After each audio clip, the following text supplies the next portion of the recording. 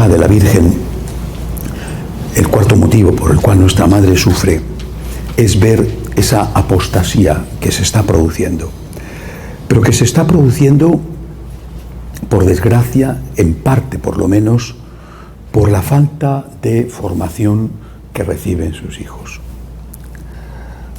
Hay una corrupción de menores que no es solo la corrupción sexual o el abuso físico mediante violencia de los menores de edad por parte de los adultos, sean o no sean sacerdotes.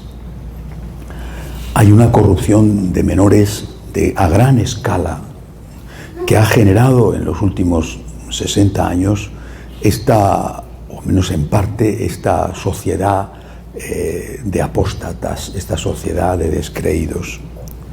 No puede ser casualidad que tantos que han ido a colegios religiosos hayan perdido la fe, o que han ido a universidades religiosas, propiedades de religiosos, quiero decir, de la Iglesia. No puede ser casualidad. Por sentido común tendríamos que preguntarnos que algo hemos hecho mal. Aquí en Estados Unidos ha habido una red de colegios parroquiales excelente, con un esfuerzo que se hizo por parte de la Iglesia Católica generoso para sostenerlos, para evitar que los niños tuvieran que ir a colegios públicos en esos primeros años de su educación y allí recibieran una formación de tipo protestante en aquella época. Bueno, ¿cuál es el resultado? Que el resultado en aquellos momentos fue muy bueno, pero hoy, ¿cuál es el resultado? Pero eso en Estados Unidos. En España, durante mucho tiempo, pero décadas, la Iglesia tuvo casi la exclusiva de la educación. Digo casi, había siempre colegios e institutos públicos, pero la mayor parte de la educación pasaba por los colegios de religiosos y de monjas. ¿Qué ha pasado después? O sea, la crisis interna de la Iglesia ha servido para contaminar a esos muchachos que fueron confiados ingenuamente por parte de sus padres a los colegios de religiosos. Es cierto que muchos de esos padres pues los mandaban y los siguen mandando a colegios de monjas o de religiosos por la buena educación y no concretamente por la educación católica, ¿no? Porque saben que están más seguros, que son más serios en su enseñanza que los centros públicos. Pero otros decían, bueno, por supuesto que quiero que les enseñen a trabajar y que les enseñen bien matemáticas, idioma o informática, pero quiero también que les eduquen en la fe, tienen clases de religión. Y ya les abandonaron ahí y ya no se preocuparon hasta que no ha sido demasiado tarde. No creo que sea el único sacerdote en el mundo que ha escuchado lamentaciones de parte de padres, de madres, de abuelos que te cuentan: mi hijo fue, haciendo nosotros un esfuerzo económico, fue a un colegio de tal o cual congregación y incluso dentro del colegio ya dejó la práctica. Muchas veces me encuentro con jóvenes que dicen: es que en mi clase, tienen 13, 14, 15 años, en mi clase soy el único, o solo somos 2 de 30, de 40 que vamos a misa. Bueno, esto debería de ser un motivo de reflexión seria por parte de las autoridades de la Iglesia y sobre todo de aquellos que tienen responsabilidades en la educación. Pero no es el único ámbito, O sea, esta apostasía se ha producido también por la ruptura en la transmisión familiar de la fe. Y no solamente son, por lo tanto, los malos educadores, sino que también son aquellos padres y madres que o no han ofrecido un modelo de fe o han ofrecido un modelo viejo de fe, es decir, un modelo de fe de cumplimiento. Y ese modelo de fe que quizá a ellos les sirvió y que valía para tranquilizar su conciencia de cara al juicio final, ese modelo de fe evidentemente no sirve para las nuevas generaciones, pero no han procurado más. Han estado muy preocupados y han hecho bien en que el muchacho sea deportista, en que tenga quizá unas clases extras de apoyo, por ejemplo, en idioma. En España es una gran preocupación. O sea, si el chico sabe inglés ya está bien, ¿no? O sea, saber inglés es mucho más importante que saber rezar. Saber inglés lo más es saber inglés, porque si sabes inglés ya tienes resuelta la vida, ¿no? Después puedes saber inglés y no tener nada que decir ni en inglés ni en español, pero lo importante es que sepas inglés, sabes inglés y ya eres una especie de semidios. Bueno, ¿no?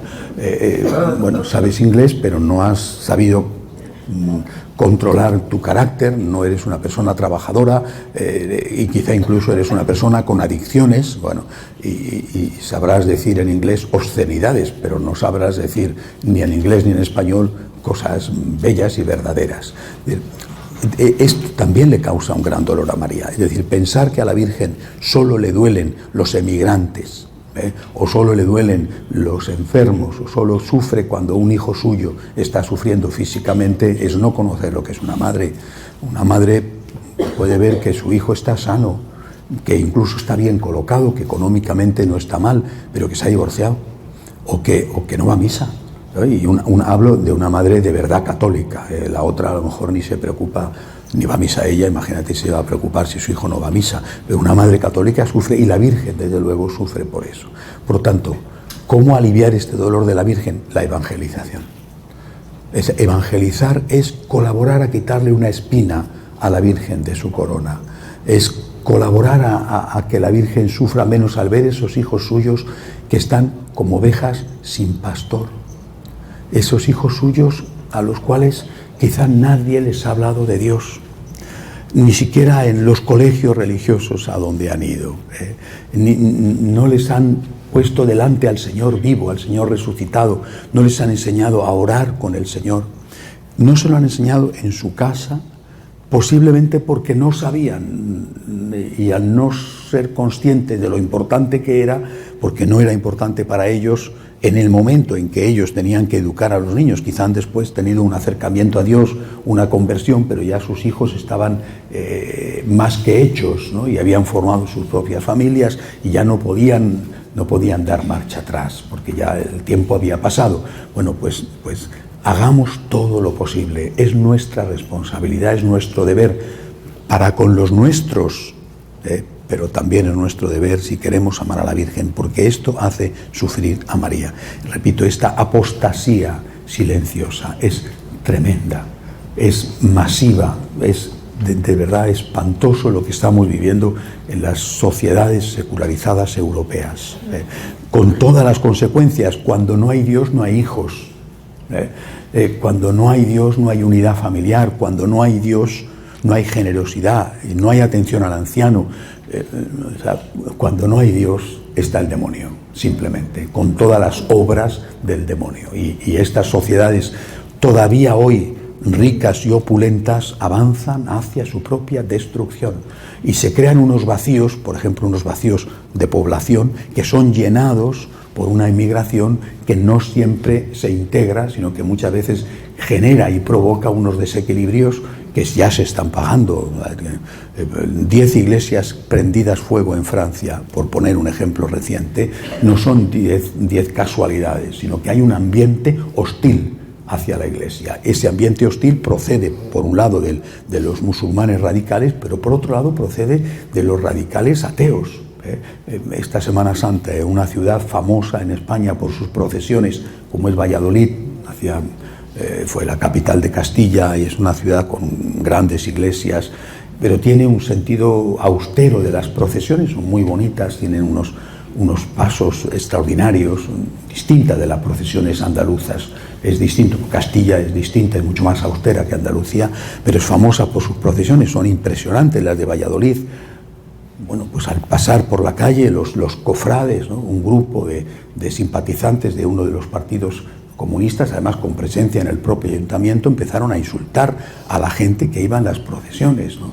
Es decir, que no solamente son los musulmanes radicales, todo esto, todo este clima es consecuencia de una sociedad apóstata, de una sociedad que se ha alejado de Dios, pero que además no son respetuosos, claro. Por supuesto que estos comunistas que insultan a la Virgen o a los cofrades que pasan por la calle no van a insultar a los musulmanes, no, porque estos son unos absolutos y miserables cobardes. No van a ir a la mezquita a insultar, no, eso no lo harán, porque saben lo que les va a ocurrir. Pero al cofrade que va paseando, o a la Santísima Virgen que va siendo llevada en hombros por las calles, o al Cristo que va siendo llevado en hombros por las calles, que no se meten con nadie, a eso sí les insultan, porque ese insulto es gratuito, no les cuesta nada, insultan y se quedan muy a gusto. Y ellos son los tolerantes. Tú fíjate lo que nos espera de los tolerantes. Los tolerantes son los que insultan, los tolerantes son los que tiran piedras, los que se dicen a sí mismos tolerantes son los violentos.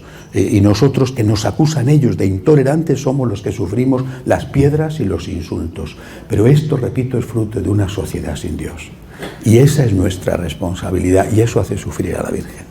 ¿Qué estoy haciendo yo para evangelizar? ¿Qué estoy haciendo yo para evangelizar a los míos? Esta es mi responsabilidad primera. ¿Qué estoy haciendo yo para evangelizar a los míos? No puedo dar por hecho que la evangelización es automática. A la evangelización tengo que dedicarle tiempo, tengo que dedicar cuidado al alma de mis hijos o de mis nietos. ¿Qué estoy haciendo yo? El día de mañana, cuando me encuentre delante de Dios, insisto, Dios no me va a pedir imposibles, pero me va a pedir responsabilidades. ¿Has hecho todo lo que podías hacer? Si has hecho lo que podías hacer, date tranquilo, pero ¿has hecho todo lo que podías hacer? Tus hijos no están en la iglesia, tus nietos están viviendo de aquella manera. No es responsabilidad tuya, vale, pero en la medida en que lo has sido, ¿has hecho lo que podías hacer? Tenemos que quitar esta espina del corazón de nuestra madre, que es el de ver a tantos hijos suyos que se han alejado por responsabilidad nuestra en muchos casos.